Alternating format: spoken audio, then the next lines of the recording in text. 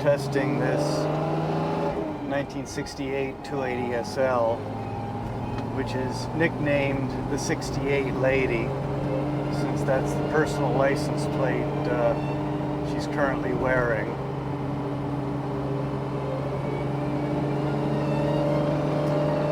She was sold new first in May of 1968 at Mercedes factory store in Hollywood, California.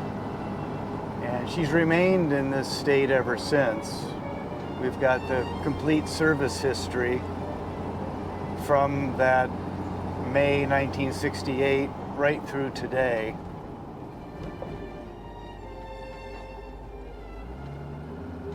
It's always nice to have something that's the opposite of a mystery car, where you don't know where it's been or who's owned it or anything really. And so we know when this car received a transmission rebuild.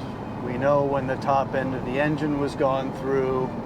We know when there were brake jobs, when there were B services, C services. It's all documented in the service dossier.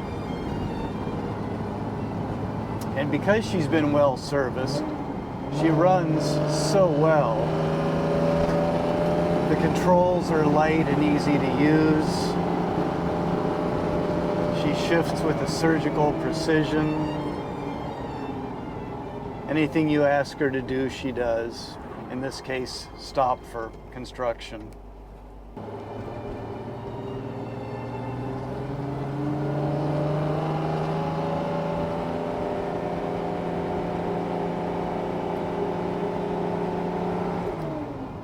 She has a nice exhaust note. There's sort of a resonance she makes up just over 3,000 RPM. And it's sort of an attribute of the inline six engine, which is a naturally balanced engine. And they just sound lovely up around that RPM.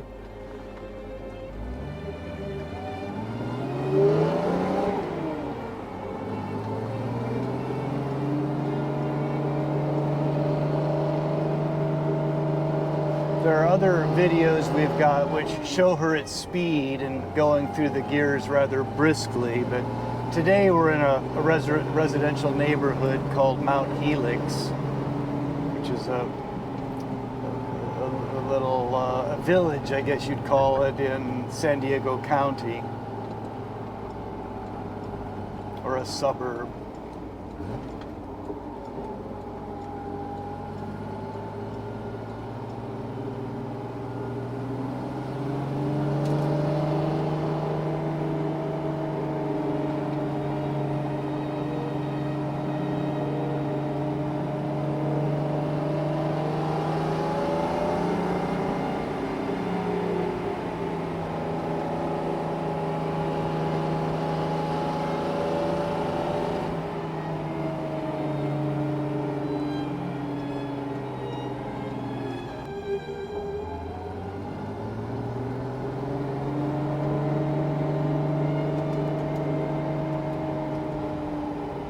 On a car that's over 50 years old, it's imperative to know how she's been serviced.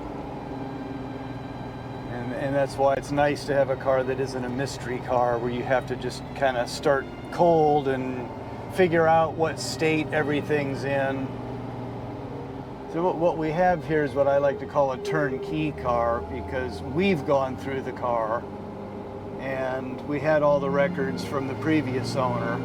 So we knew the state she was in. So we had a good basis for bringing her up to the level she's currently in.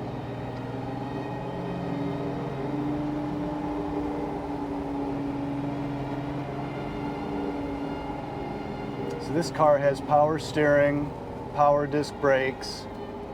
That's essentially standard on all US 280 SLs, although the power steering was technically an option. But I've only seen two 280 SLs that did not have power steering. That's a really rare situation to find a 280 without power steering, but they're out there.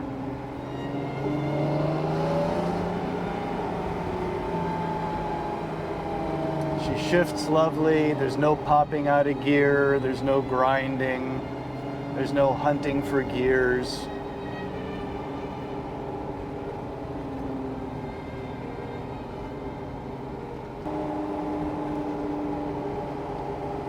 These are just second gear turns in this neighborhood. They're basically 10, 15 mile an hour curves.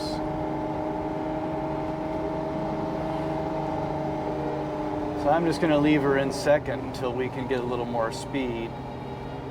And let off the gas, and I've got nice engine braking due to the compression.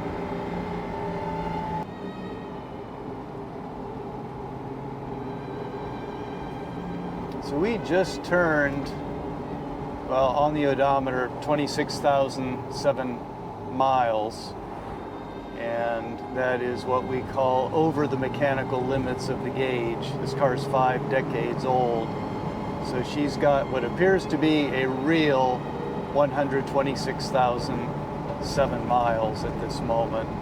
Of course, I'm going to be driving her while the auction is ongoing, so the miles are going to go up.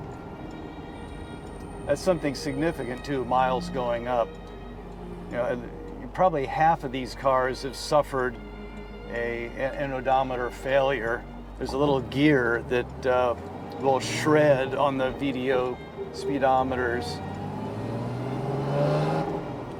A dead giveaway of that, if you're looking at these cars, look at the trip odometer. If it's all zeros, that's an indicator that the speedometer works, the odometer doesn't. And somebody they reset the trip odometer, zeroed it out, and then it never went up. So you're looking at a car, look at the trip odometer. If it's all zeros, when you drive it, you want to see that the odometer does go up. Again, 50% of the time, when I've found these cars or looked at them, I see that the odometer's not even working, and people say, oh, it's actual miles, 80,000 miles or 90,000, but the odometer's not even turning. So the question is, how many decades was that car driven with the odometer not working? So take a big grain of salt when people talk about the mileage on their old cars, unless you've got airtight service records showing you what the history is.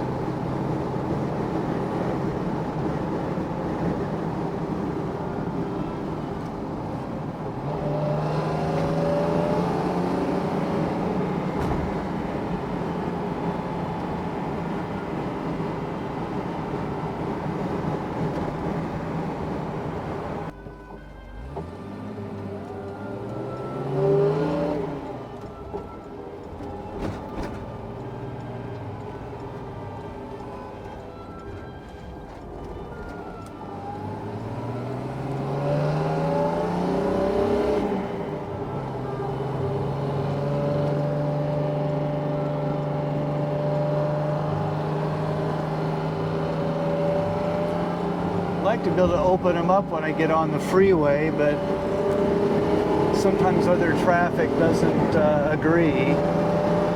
There we go.